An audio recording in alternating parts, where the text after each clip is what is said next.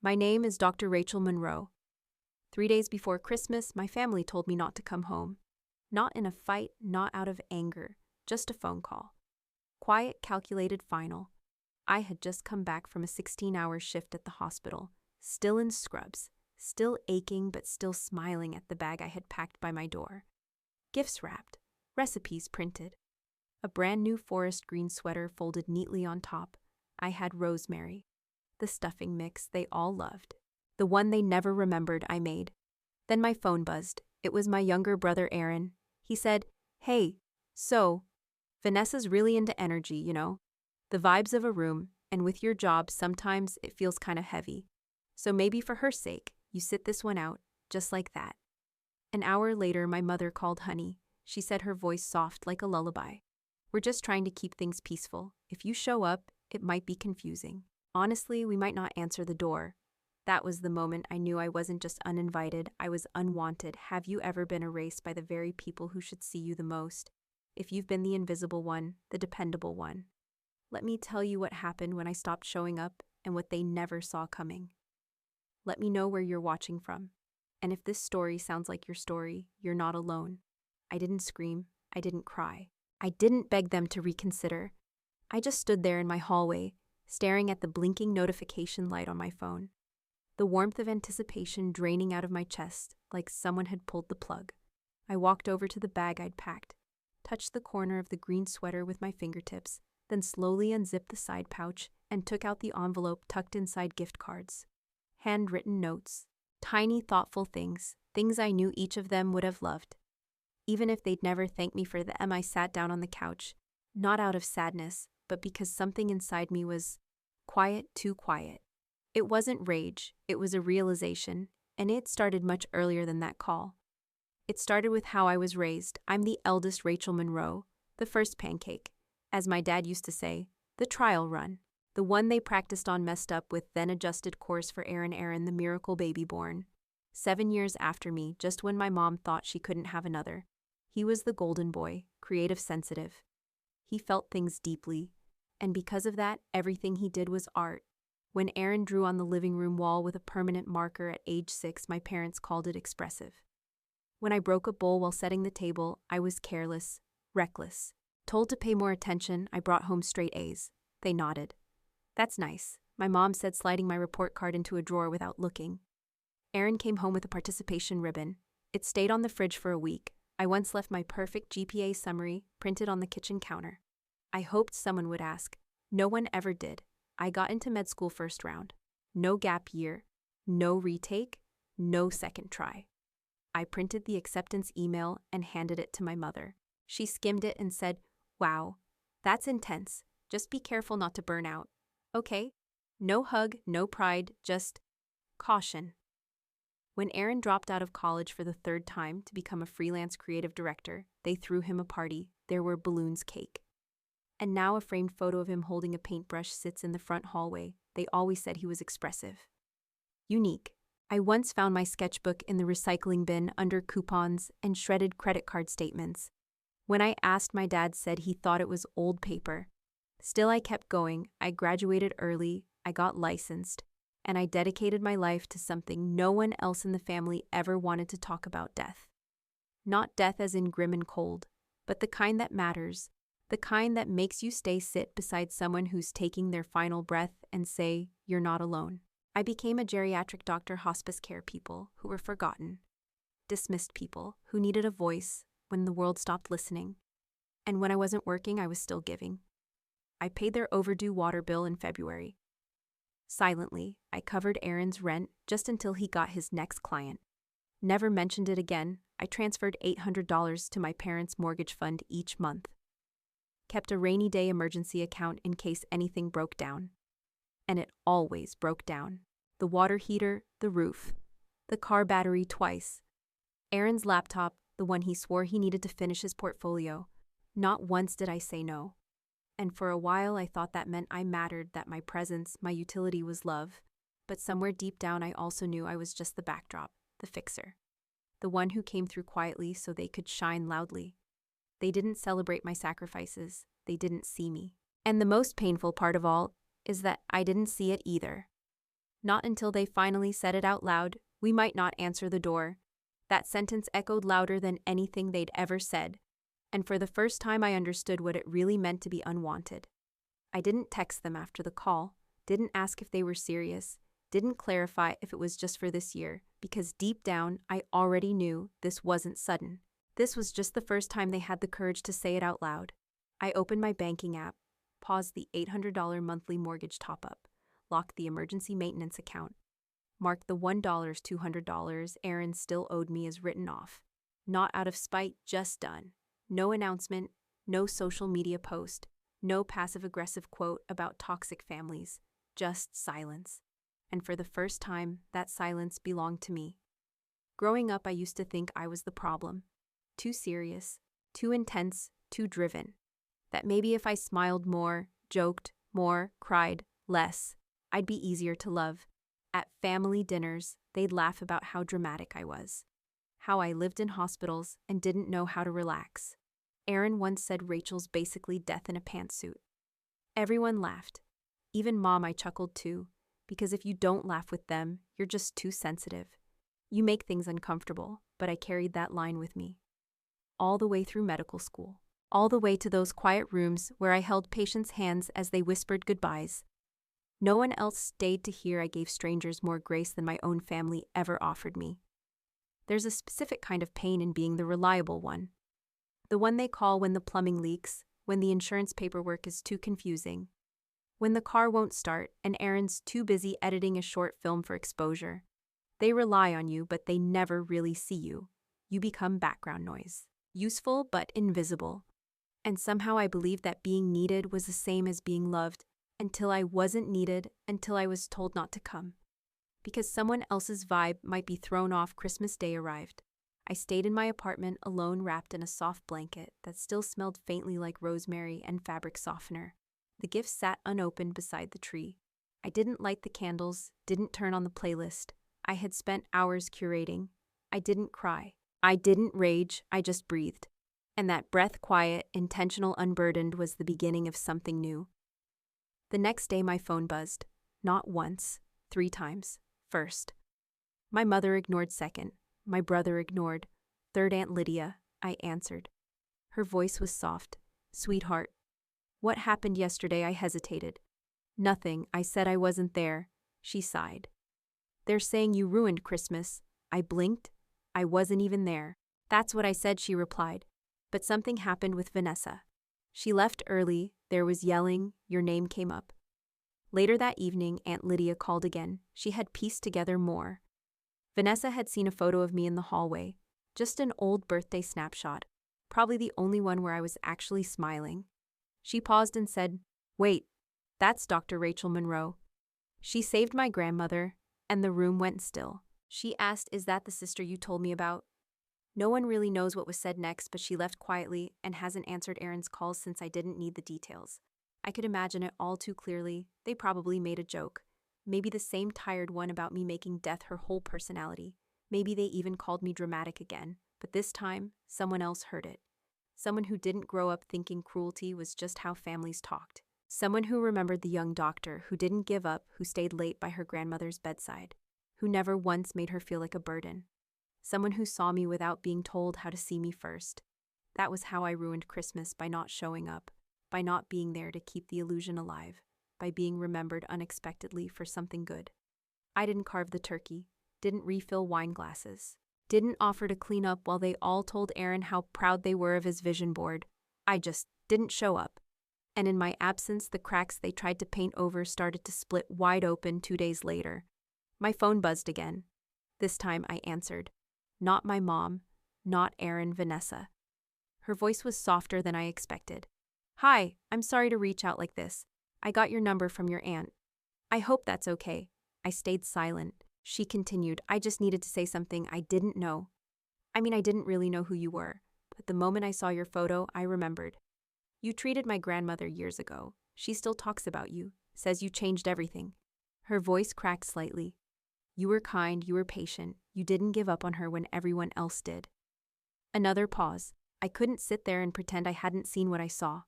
"I'm sorry for what was said about you. I had no idea, I couldn't be part of that." Then she hung up. I sat there, the phone still warm in my hand. My heart was racing, not from anger, not from pain, from something else entirely. Something I hadn't felt in years. Validation. Not through pity. Not because someone needed something, but because someone saw me. Truly saw me. Vanessa didn't ask me to talk to Aaron, didn't ask me to fix anything. She simply told the truth. And that truth did more to heal me than a lifetime of fake apologies ever could. 3 days later, a package arrived. Inside was a letter, handwritten on thick cream-colored paper. The ink slightly smudged in the corners as if someone had cried while writing it. It was from Vanessa. She wrote more about her grandmother, how she still does yoga twice a week, how she walks to the farmer's market every Saturday, how she still tells the story of the young doctor who looked her in the eye and said, "You're not done yet." She thanked me, not just for saving a life, but for showing her what real strength looked like. I framed the letter, hung it beside my desk, right next to the pinned hospital schedules and patient files. And for the first time, I didn't feel like I had to prove anything. Not to them, not to anyone. Just when I thought maybe, just maybe, things had settled, my inbox lit up. Subject line, "Let's reset things." It was an email signed by all three of them, my mom, my dad, and Aaron A. United Front. Like they were submitting a group project, the tone was careful, crafted. "We acknowledge that emotions may have run high. We regret how things may have been perceived. We value connection and hope to rebuild." Which in plain English meant we still think we were right, but now we're uncomfortable with the consequences. They suggested a brunch. Neutral territory, a space for open-hearted discussion. Buried in paragraph 4 was the real reason. "We'd really appreciate it if you could reach out to Vanessa and ask her to reconsider the post." There it was. The motive? Not healing, not reconnection, just damage control. Vanessa's post had gone viral in her circle. Gallery directors, curators, clients. Aaron's reputation. His brand was unraveling, and they needed me to patch it all back together. I didn't respond. Instead, I went back to work, checked on my patients, called a family whose father had passed the night before, and stayed on the phone until they stopped crying. Then the next blow came. My department head pulled me aside, said he received a strange call from someone claiming to be concerned about my mental state. Said the caller implied I might be unstable. I asked him to confirm who made the call. He hesitated, then said, "Your father. He tried to gaslight my career, tried to discredit me because I wouldn't fix a mess. He helped create, the administrator, thank God. Saw through it, told me I had nothing to worry about. Said he was sorry, I had to deal with it." I left his office, sat in the hospital stairwell. Stared at the wall. I wasn't surprised, but I was done. Then came the group text, sent to our entire extended family. Vague, polite, laced with weaponized concern. "Please keep Rachel in your thoughts. She's going through something right now. We're doing our best to support her even when she pushes us away." No mention of being uninvited. No mention of being discarded for energy reasons. Just soft lies to cover hard truths. A cousin I hadn't spoken to in years sent me a digital voucher. A 3-day yoga retreat with love and light, she wrote. Another cousin messaged me. "If you ever want to talk about what you're going through, I'm here."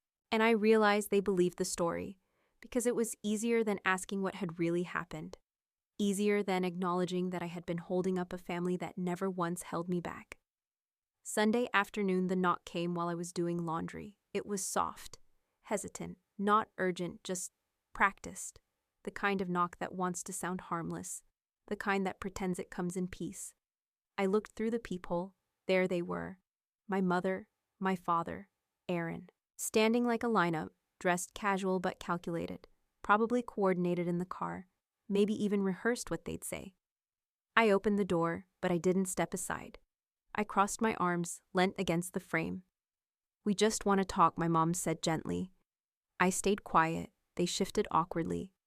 Dad looked down. Aaron avoided eye contact, but I saw it all anyway. The desperation, the expectation. They were waiting for me to fold, to sigh and say, "Fine, come in." Because that's who I'd always been, the one who made things easier. But she didn't live here anymore. "I think we should clear the air," Aaron tried.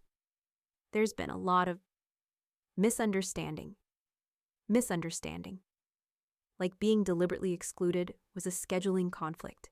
Like calling my boss to undermine me was a minor error in judgment. Still, I didn't say a word, because silence, I've learned, is not weakness, it's power, especially when it's yours. After a moment, I said just one word. No, not a scream, not a slam. Just, no. And I closed the door. Back inside, I didn't cry, I didn't pace, I didn't collapse under guilt. I made tea, sat at my desk, looked up at the framed letter from Vanessa, and I thought about the version of myself I'd been forced to be, the fixer, the ghost, the thankless first responder to their chaos. That version was gone. Now there was just me, whole untethered scene. I sat at my desk, letter in hand, and looked up at the framed photo of myself from last week. The one where I looked tired, but real. And for the first time in my life, I knew this wasn't just about a Christmas invitation. It never was. This was about control, narrative image. Because they never saw me as a daughter, they saw me as a mirror. And the second I stopped reflecting what made them comfortable, they smashed it. I didn't respond to the letter. I didn't write back. He said he didn't know what else to do, that Vanessa wouldn't return his texts, that his work was drying up, that people were misunderstanding him. That word again, then the final plea. Could you just explain to her that we're not bad people, that we just handle things differently? Please, you're the only one she'll listen to. It was almost funny. I'd spent my whole life being invisible. Now I was the only one who mattered. But the truth was, I had no intention of contacting Vanessa, because she already knew. She had heard the truth in their laughter, seen it in their eyes, felt it in the weight of that dining room. She had chosen to walk out on her own, and I wasn't about to clean up the mess they made with the same hands they once ignored. My mother called next. She tried a different tactic this time. Weepy, apologetic, but vague. We didn't realize how much we hurt you. We were just trying to protect the mood. You know how fragile Vanessa is. Fragile Vanessa, who walked away. Vanessa, who wrote a public post about cruelty wrapped in Christmas lights. Vanessa, who called me just to say, thank you. My mother said, Rachel, this is tearing our family apart, and I said, no, Mom. This is what's left after it already fell apart. Then I hung up. They tried once more. A final attempt. An invitation in the mail. A brunch. Just family. Just love. At the bottom, we'd love if you came and reminded everyone who you really are. That line stayed with me, because they didn't mean me. They meant the version of me who showed up early, smiled politely, paid the bill, and swallowed the discomfort whole. But I wasn't her anymore. I didn't need to remind them of who I was. They needed to reckon with what they'd lost. I spent that Sunday walking in the park. No noise, no confrontation, just winter air and peace. And when I got home, I framed something else. A photo, me in scrubs, no makeup. Tired eyes, but smiling. Not for anyone else. Just for me. A few days passed. Then came the escalation I knew was coming. If the door doesn't open, they break the window, and my family. They've always been experts at manufactured chaos. The first sign, a voicemail from my dad. Slurred rambling. He never calls unless he needs help resetting his email password. Rachel, this is getting ridiculous. We didn't mean for things to go so far, but if you think you're punishing us, you're really just hurting yourself. Family is family. And then he added, I don't know what lies. Vanessa told you, but she's made you paranoid. You're ruining your own name. You're turning into someone we don't even recognize. I deleted it. Then came the group chat, created by my mother, titled Monroe, Family Reset. Every message carefully worded like a politician making a speech. No accountability, no direct apology, just thinly veiled accusations framed as concern. We know Rachel's been under a lot of pressure. She's been isolating herself for some time now. We're just trying to reach her before it's too late. Cousins I hadn't heard from in years responded with heart emojis. One offered to send essential oils, another suggested journaling. Not one of them asked what actually happened. Not one of them asked why I hadn't come home for Christmas. They weren't reaching out to understand. They were reinforcing the story, the one my family had written for me. Again then came the letter, registered mail, my parents' handwriting on the envelope inside a 3-page document, titled Statement of Concern and Request for Dialogue. You'd think it was from a legal firm, but no. This was their attempt at appearing measured professional. They wrote about the disruption caused by Vanessa's post, how it had deeply impacted Aaron's professional standing, how it distorted Rachel's legacy within the family. That word, legacy.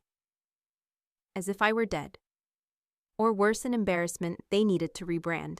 At the very bottom, they asked again. Could I please reach out to Vanessa and ask her to remove the post? They even underlined it. Didn't call, didn't engage. I posted nothing, explained nothing. But silence isn't nothing, it is a message. And when you've always been the one holding things together, your absence becomes the loudest sound in the room. 2 weeks later, Aunt Lydia called. Not to lecture, not to guilt, just to talk. She said, I don't know what you said to them, but they've been quiet. Almost scared, I told her the truth. I didn't say anything. She paused. Well, maybe that's what scared them. Aaron sent one last message. A photo, a selfie of him in a gallery space, empty walls behind him. Caption.